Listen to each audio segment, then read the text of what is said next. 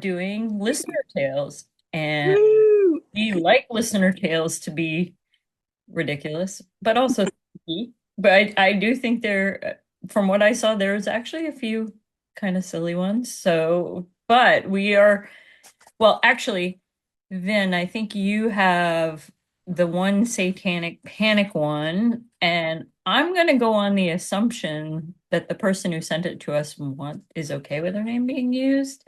It didn't specify. So I'll leave that one on you if you think We'll call her T. She T. starts with a T. All right, we'll call her T. But this is actually more of a satanic panic. Then we're going to go into Stranger Danger to follow up on our Adam Walsh when everybody became afraid of everything. Because Satanic Panic didn't do it. Do you want to start with the Satanic Panic? Sure, I'll start. Okay, this is a story by T, E- and this is what it says. I've not read it yet, so pardon me for just ad-libbing here. I don't know what's going on. In the middle 80s, we had some strange things going on in the woods behind my house at night. Mm-mm. You could hear what sounded like chanting, but no one would believe us when we told them until one night the dogs were having a fit. We went out and saw nothing. We had a little goat, and the next morning I went out and there lay the goat. Oh, not the goat. Little goat. No, Cover your ears, children. I'm It's picturing those adorable little I goats. love goats. Its head had been cut off Oh, and you're the blood drained out of it. okay, It- that's satanic. That that's pretty bad. Even law enforcement said they had never seen anything like it. They searched the woods because whoever did it took its head. They had helicopters searching, I guess, for its head. That's disturbing. I know they said it was satanic because they found some other strange stuff in the woods. There was a stream in these woods. I always went there because it was peaceful. Law enforcement told me I must have really peeved them off and I should stay out of the woods and away from the stream. It was so bad, law enforcement stayed on watch at night because they said it wasn't safe to be by myself. You need to stay out of the woods, Miss T. Uh, that was the most freaked out I have ever been. Unfortunately, they never found who did it. But after all the law and the helicopters were around, we never heard any strange sounds or chanting again.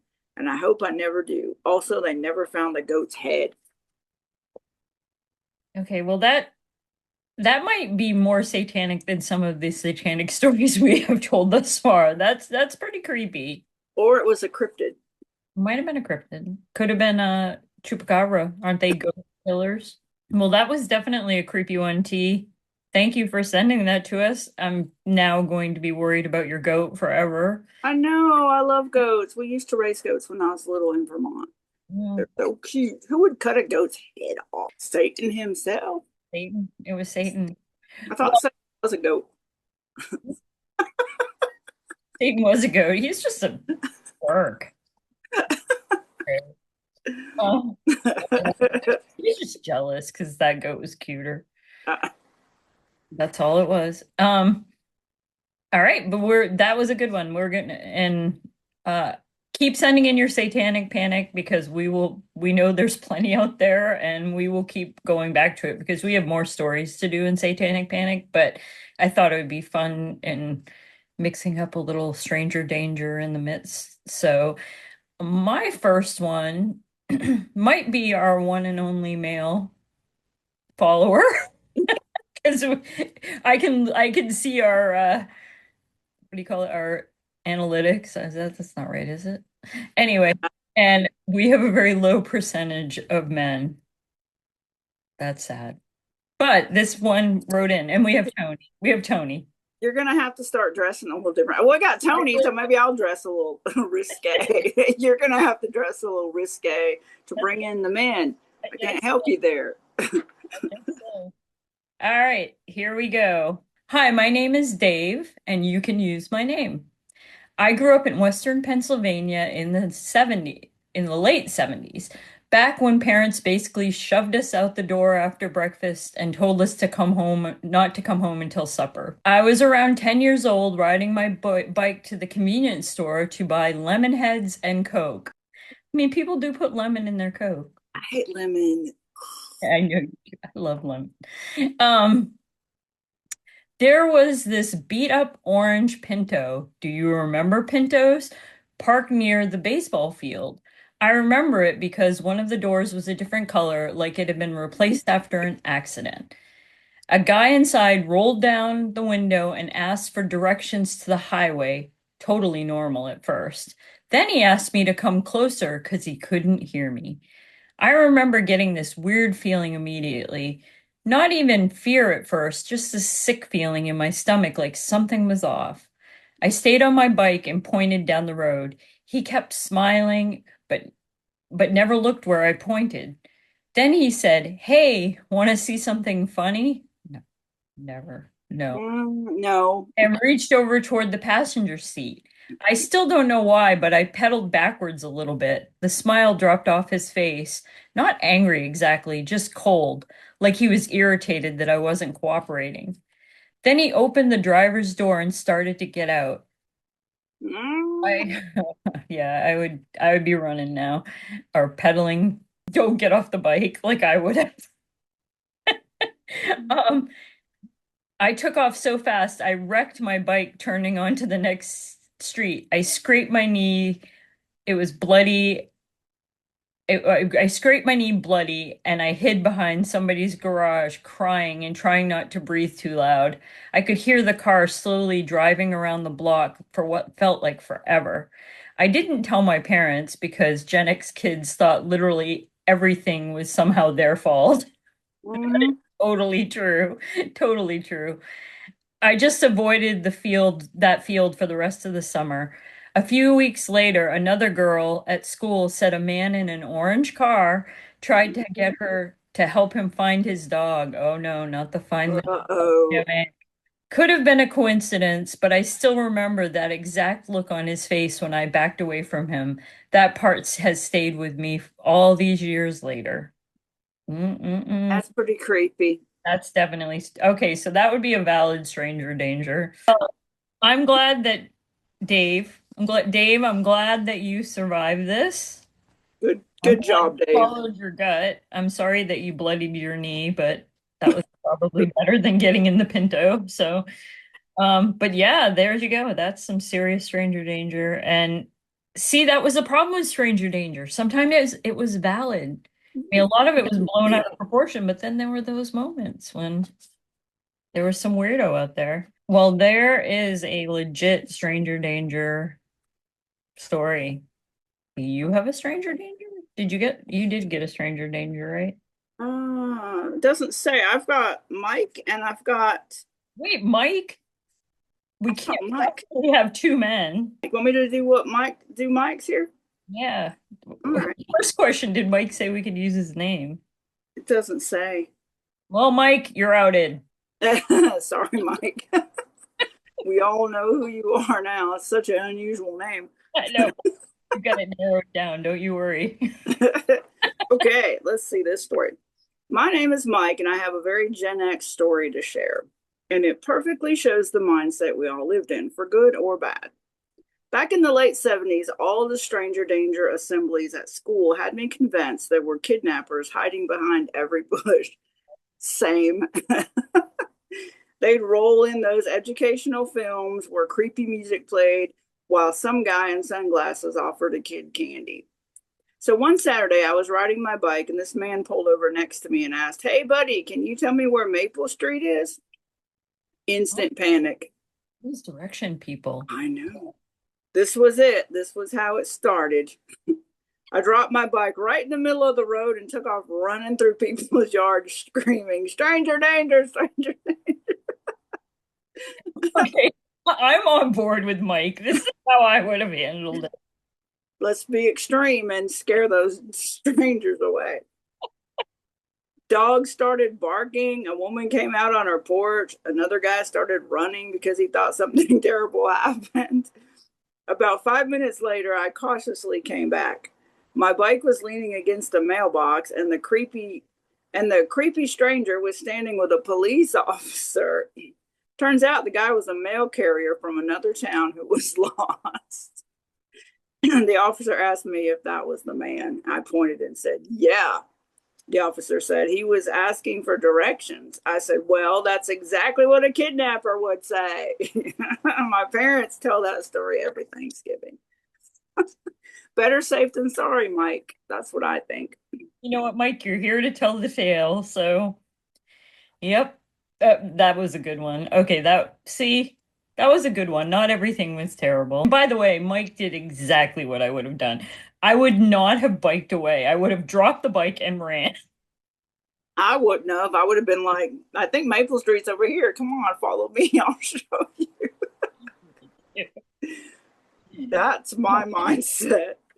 To be honest with you, people ask me directions now and I know where nothing is, so I'm like, ah, like you're I, asking the wrong person. I get in the car with the Instacart ladies when they ask if they can drive me back home. Of course I'm like, okay. you have nothing. You've learned nothing. I'd learn nothing. All right, that was a good one, Mike. All right. We're going to we have our first gal. Oh no, we had tea. Now we have, let me see. My name is Jessica, and you can use my name if you read this on your podcast. All right. Hey, Jessica. Let's go. It's 1983 when I was about 8, and I got kidnapped by an old lady named Dolores. What? Jessica, what? At least that's what my family still calls it. Okay, let's see what's happening here. All right. I was riding my brother's big wheel around a neighborhood in New Jersey. I like that she stole the big wheel. And somehow wandered farther than I was supposed to. I got completely lost. No cell phones, no GPS, just me panicking and a fading memory of where my house was. Okay. I started crying on a random curb.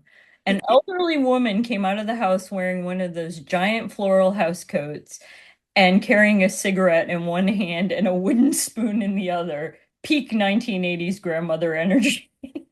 Mrs. Roper. Um, she asked where I lived, and I said through sobs, near Pizza Hut. Apparently, that narrowed it down to roughly half of the state. Fair, fair. And Pizza Huts were really big then too, so they're not, I mean, they're still Pizza Huts, but they're not as big. Um, so she brought me inside, sat me at her kitchen table, and gave me a devil dog. Ooh. Did you eat devil dogs? What's that? It's like a chocolate cake with like a cream inside. Never had a devil dog? I've had a Twinkie and a ho ho. You need someone to send you some devil dogs. Isn't that a ho ho? No, it's better than a ho-ho. They're really dry, and that's part of the enjoyment. It's good that Dolores, if that's her name, gave a glass of milk with it because Jessica's going to need it. All right. She asked my last name. I don't want dry cake. Sorry, now I've got you thinking about this. Back to Dolores and Jessica. She asked me my last name, but it's a very, very common last name, so that wasn't much help to her either. Although she did get out a phone book and started going down the list of dozens and dozens of numbers under that last name. Meanwhile, I'm sitting there watching soap operas with the woman like we've known each other for years. Then all of a sudden she yelled, "Oh my God, the chicken!" She had apparently forgotten that she was cooking dinner because she was busy solving my disappearance. Smoke started pouring out of the oven, and she opened it and set off every smoke detector in the house. I'm impressed they had smoke detectors, frankly. Um, at that exact moment, my father burst through the front door looking absolutely feral. Apparently, half the neighborhood had been searching for me for 2 hours, and someone had told him they noticed an old woman taking a sobbing child into her house. And there I was, calmly eating snack cakes with Dolores while she beat a burning chicken with a pothole. My dad thanked her profusely, and she waved him off and said, "She's fine. She likes watching my stories." Honestly, I trusted Dolores more than I did most adults I knew. Thank you for reading my crazy tale, and I love Gen Hex. Woohoo! Nice. That's a good one. And that was a good, see, that was a redeeming strangers one. True, true. I like Dolores. And Dolores, no, Dolores wasn't a great cook, but Well, she would have been if she hadn't been interrupted by a lost child that she kidnapped off the street. What'd she do with the big wheel? that's a good question. Can you imagine though what that I'm sure that father did think like, wait, somebody took my sobbing child into the house. What are they doing to her? Like, why was my kid crying? Obviously, you abducted my kid. Well, that was a good one. I like that. These are good stories, guys. They are good stories. Okay, I've got one. It doesn't say if I can use the name or not. Why are people so bad at Why are you guys so bad at this? So Kathy wants to know. Kathy asked that question. Why are you viewers so bad at this? That was rude. Sorry. I She's have no excuse. I'm sorry. I'm hanging my head in shame. You're all awesome. Thank you. Let us know if we can use your name. too late.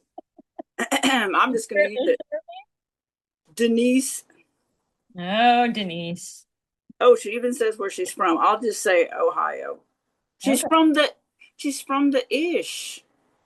That's what I always called Ohio because I would have people on TikTok. Remember back in the day, they would try to tell me they were from Ohio, but they didn't really want to say that, so they would just say I'm from Ohio ish.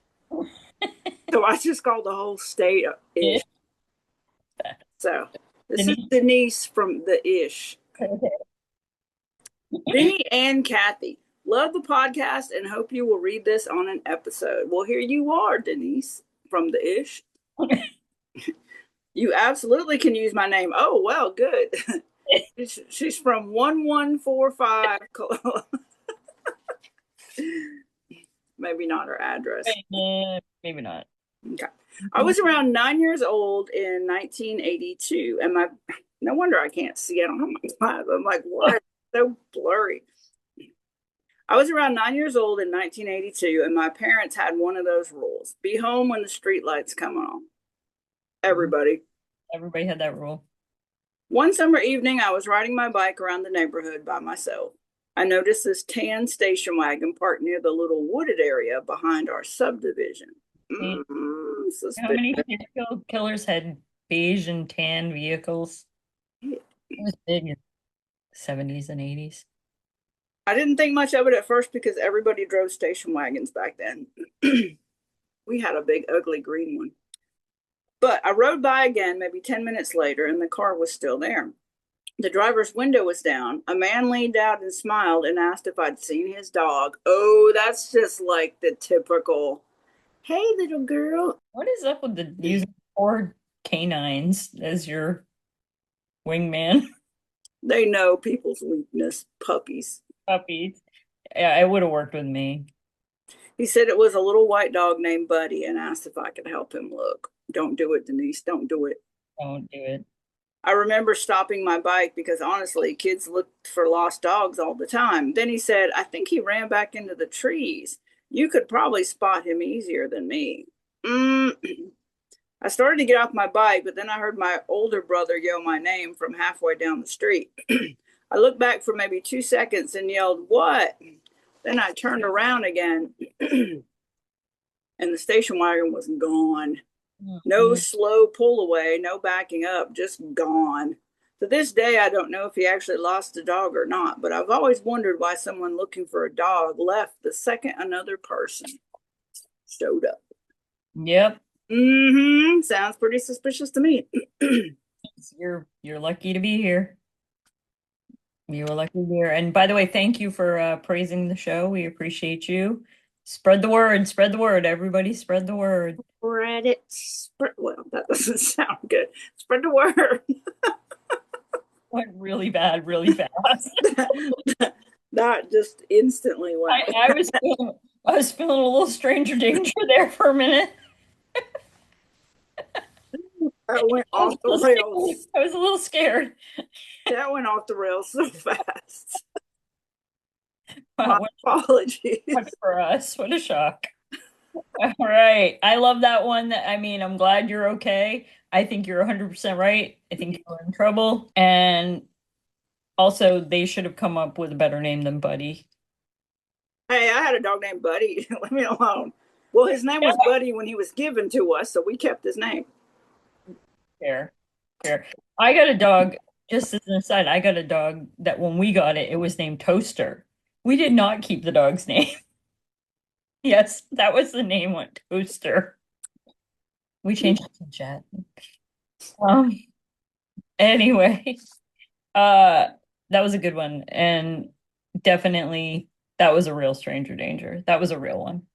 I feel like you was a near miss. Mm-hmm. So you should thank your brother every day. Okay. All right. This one. Okay, this one's called The Whistling. They titled this one The Whistling, but then in parentheses after it says possibly imagination.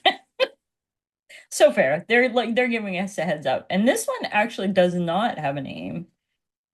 Whoever wrote this is gonna have to send us a message to let us know who they are. Actually I guess I should have it, but I didn't even notice. I just printed it. All right. I still don't know if this actually happened the way I remember it. I was 13 in 1986 and babysitting my younger cousin at my aunt's apartment.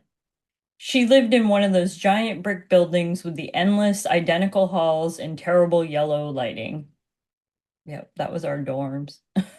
in college. My cousin fell asleep on the couch around 10 and I was watching MTV with the volume low because I didn't want to wake him. That's when I heard whistling outside the apartment door. Not loud, just soft, slow, like somebody casually walking down the hall whistling. At first, I ignored it, but then it stopped directly outside the door. I remember the silence more than anything, then three knocks. Not pounding, just knock, knock, knock. I froze. I looked through the peephole and saw no one there, but the hall light at the far end flickered once. I know that sounds like every horror movie ever made, which is partly why I've never been sure if I even believe my own memory. Then I heard the whistling again, but farther away this time, except it sounded like it was inside the building stairwell right next to the apartment. I locked the chain on the door and turned off the TV completely. I sat there in silence, holding one of my one of my uncle's giant mag light flashlights like it was a weapon. About 20 minutes later, my aunt came home. When I told her what happened, she went weirdly quiet and asked what tune the person was whistling. I said, I don't know, just some old song. She said, was it Camptown Races? Mm, Would you like to whistle that for us?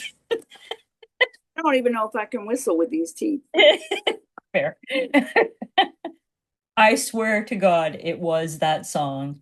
Apparently, there was a man in the apartment complex years earlier who used to sing that or whistle that song constantly. He was a maintenance guy, harmless according to her, but creepy enough that everyone remembered him. The strange part, she told me that he had also died 6 months before that night. So logically, somebody else probably was whistling the same tune in the hallway, and my teenage brain just turned it into a ghost story. But it's still the only explanation that makes sense to me. Thank you for sharing my story. Wow, we got a stranger danger and a ghost story. I swear I thought you said he was armless, and I was sitting there going, he was the maintenance man, but he was armless. I don't understand. First of all, we already know there was no equal opportunity employment in the 70s and 80s. was really nice of them to give the man a job as a maintenance man, but what if you got like, can you tighten that pipe under the sink? Use your No, I cannot. teeth. Use your teeth. Uh, I don't know that. You said harmless, right? Harmless, not armless, but maybe I heard what I heard. it's my main accent. Um, yeah, well, I don't know. I'm pretty stoked we got like a stranger danger and ghost story. Yeah, you guys need to send us stories. We want any stories. Yeah, Act like you're telling, like, reminiscing. Just type us an email with your reminiscing. we want to share your stories. So, and I do have, and folks, there's a lot of you who have sent them in. I'm putting them in folders, trying to sort of create themes. So we have quite a few that are like ghosty type stuff. So we'll definitely do a ghost. We just did Stranger Danger. We just finished the Adam Walsh. But yeah, Stranger Danger. Literally, if you just want to tell like a weird family story of what was normal behavior. Like actually today at work, it was pretty funny because, of course, I've already told you I work at assisted living and we have a one of our like event weeks coming up. And so my boss, who's all of 27, 28, I know she's listening. She does listen to us. So hello, Tori. Um, Corey wanted to know if I had a rotary phone, and somehow we went off on a total like aside of what having a rotary phone was like, and the fact that we were attached to a wall and you could just only pace in your little area that your cord would go. And this was all very fascinating to her. She's never even dialed a like rotary phone. So there you go. So we have some weird stuff we can share. And honestly, I think on younger generations, we are getting younger people, so maybe we're becoming intriguingly weird now. Like, what are they talking about? Over and over and over. Uh, Oh, that just reminded me. I've got like a ghost story to tell you, and I just now remembered it, but it was something that I've thought about for a long time since I was a kid. It was so freaky. Want me to tell you about it? mhm. And this woman's name was Denise also, but Okay. she didn't give me the story. There was this woman named Denise. She belonged to my mom's church, and she was from New York, and she had come down to North Carolina. I don't know why, to do some churchy shit. Um, anyways, she didn't know how to get to our house, and she stopped at um, this gas station about a mile from our house, and she stopped to get gas and asked for directions. So she goes inside the store. Now, this woman had never been to North Carolina before. She goes to the cash register, and back then they had, phone booths, and there was a phone booth outside, kind of at like the corner on the road right there at the gas station, little phone booth thing. And she's inside getting directions, and some man in the parking lot comes in and he said, "Is there a Denise in here?" And she's like, "Yes."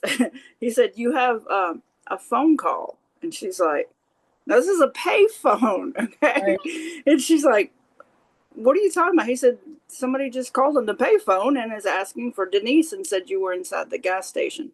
So she goes outside and she picks up the phone, and she said there was this really creepy, evil sounding voice that was saying, "Hi, Denise, I've been watching you." And she like slams the phone down, and she said it sounded like some kind of demonic voice or something. Scared the shit out of her. Now it gets weirder. She finds our house after everybody, because we didn't even know the woman. She had just like met my mom, I guess through writing or something, but Mhm. belonged to the church. So she comes in and she's telling us what just happened. She said she was still pretty shook up about it. And I kid you not, our phone rang, and I picked up the phone and I said hello, and this creepy voice said, "Is Denise there?" I'm not even joking. And I just slammed the phone down, and I was like, that was this that was this I don't know what it was. I don't know who it was, but what the heck was that? That's super It creepy. was crazy because I was thinking she was just making up stuff because I didn't believe in any of that weird stuff back then, anyways. But I picked up the phone and it was like this. Is Denise there? I mean, it was just like something out of a horror movie. But how could they know she was at a gas station? And who could know the number? Payphones each had their own number, for those of you that don't know that. How could somebody know this woman from New York literally just drove into North Carolina, stopped at a random gas station, and then someone knew the number of the payphone outside and knew she was in there? And then, like 15 minutes later, they called our house Yeah, and how would they have your number? and asked for Denise. But it's the payphone that's the weirdest. I mean, she could have given our number to someone, but the payphone, she wouldn't have known that number. Right. She didn't know she was going to stop at a gas station. Must have, I mean, yeah, but how would they even do that? It's not like you have a cell phone to call. Like they couldn't have run up, checked the number, run back, Exactly. call from like And, a cell phone. and who would have known her? Plus, she was not a friendly woman. She was rude as hell.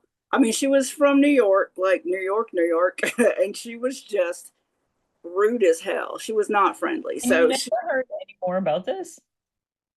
all I know is it gave me chills, and she was scared to death. So it's like you got a weird stalker that sounds like a, I don't know. Demon? May I say demon? Uh, Sounds pretty well. You know, with my mom's religion, everything was demonic. So here she had one following her. She didn't know it was just little old me at the time. you the one on the payphone? I was a demon in training. So you weren't allowed to make calls yet. No, that is really, really creepy. I actually have a one that I should tell. It's kind of stranger danger, kind of just creepy. So we were at the cottage we have in Maine. In Maine, you call your summer cottage a camp. It's not like a summer camp. It's literally a cottage, but we call it a camp. And we were at camp and we were watching, I want to say we were watching Christine, Stephen King's, and it was probably only on TV, so everything scary was pretty well like chopped out of it, you know, how they did that for airing movies on TV. But anyway, we were still creeped out. We were probably, I want to say we were probably like, my cousins were there, so I want to say we were between like 13 and 16, probably the age bracket. And my cousins had three-wheelers. So they were parked, they had come over on their three-wheelers. So we were watching this movie and the power goes out. And it's in the woods, so it's pitch black. And we're all like scrambling around trying to like find each other and freaking out because we'd watched this movie. So then my cousins were big chickens. So if you guys are watching this, I'm outing you, Georgie and Billy. And they were like, let's go get on the three-wheelers and go over to our house because their parents live near us, and see if we have electricity over there, what's going on. So we jump on the three-wheelers, and I'm with my cousin Billy, and behind us, you can hear just like all this racket behind us because we tore out of the driveway. Like everybody was flipping out, everybody was jumping on the three-wheelers, but you could hear like just this, like something's behind us, and he's going faster, and it still sounds like it's behind us, and we're freaking out. And I'm looking behind me, I can't see anything because it's pitch black out. We finally get to the house and we're like, he pulls right up to the door, like whatever is following us, we're just gonna jump off this thing and run it. He had somehow got caught on our clothesline and we dragged the clothesline the whole way through the woods with us. With It was so Daisy. loud and catching stuff that it sounded like something coming after us. So anyway, that was like quite a moment that we were nearly killed by the clothesline. That is funny. So that was it was a more strange than danger, I guess. But Oh, I've got a stranger danger story. Um, I was 16 and my brother had a car. He was 18. I didn't have my license yet, of course, but I thought I could drive. And we lived like a mile from the grocery store if you go the back roads. Well, my brother had gone with a friend for the day. And I decided I was going to just steal my brother's car and just drive down to the gas station or to the grocery store because obviously I thought I knew how to drive. Had a hell of a time, but I drove down there. Now, remember, I was 16. I was very small. I mean, I was like, I think I was like 100 and 110 pounds, 5'8". I mean, I was just little. Still had all this, but little. So I go to the gas station or the grocery store feeling like I'm just something. And I was just going to get some snacks. And when I parked the car and I got out, I start to go into it was Bilo. I go into Bilo and this creepy man comes out and he's got like he looked like a hippie. He looked like something out of the 70s. And this was like it would have been 1986. Big brown beard, really gross looking, stinky. Uh, and he walks past me and he's pushing his buggy out. He's got like a whole bunch of beer and stuff in it. And he turns and looks at me, and I was just like, creepy. He goes and gets in a white van. I'm not even joking. It was beat up. He gets in this white van, throws his stuff in there, and I'm like, just walking into the store. He turns around and starts pushing his buggy really fast back into the grocery store. And he just kept looking at me weird. And I'm like, this guy is strange. So I got a buggy and I'm slowly pushing it around. And here he comes flying around the corner on one of the aisles where I was. Wasn't very busy in there.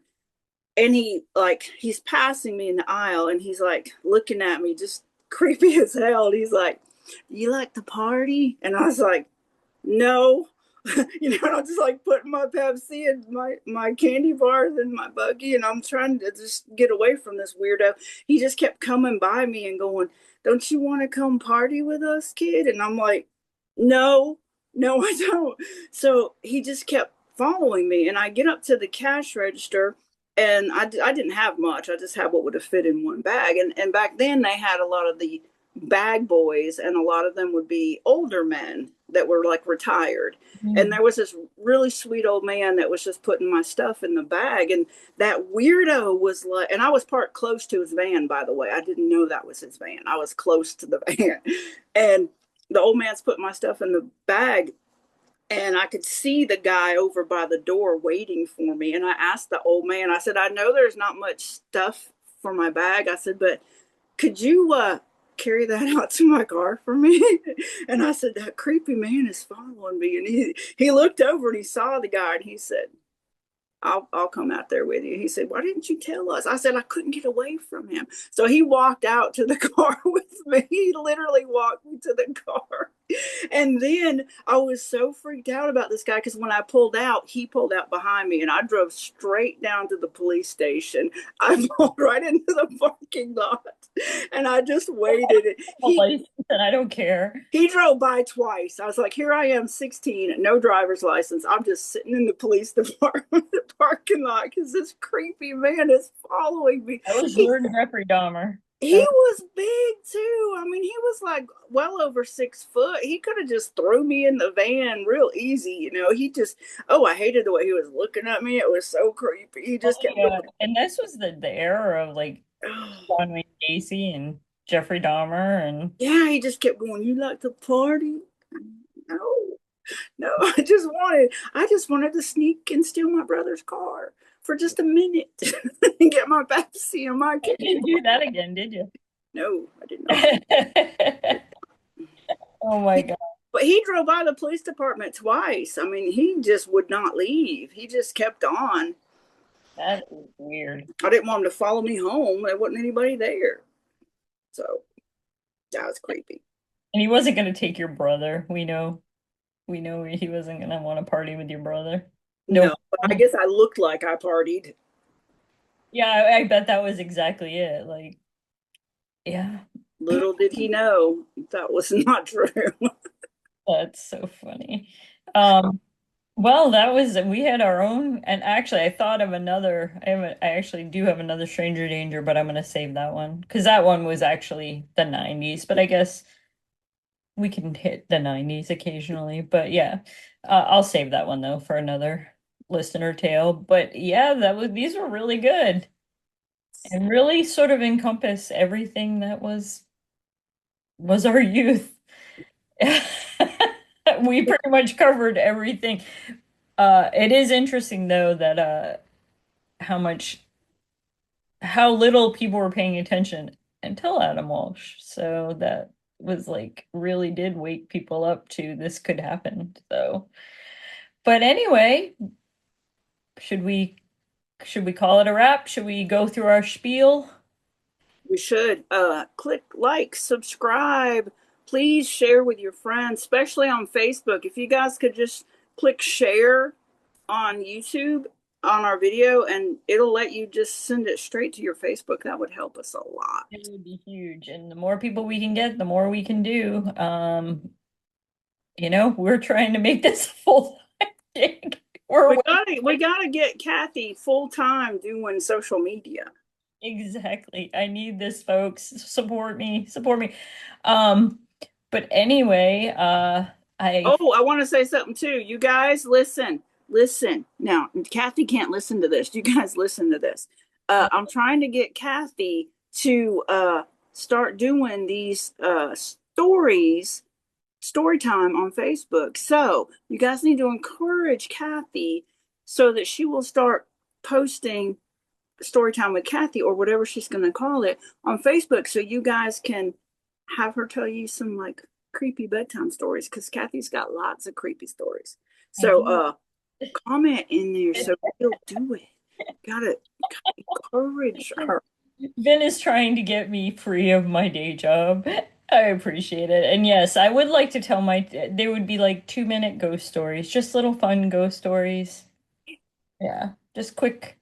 So yes, I would like to know if you'd be interested in that too. So anyway, um, Anywho, anywho, we're gonna say goodnight for now, but yes, and send those stories. You know that the email is in the show notes at the bottom. So send them, send them. These are great. We enjoy reading them. So, all right, we'll see you next time.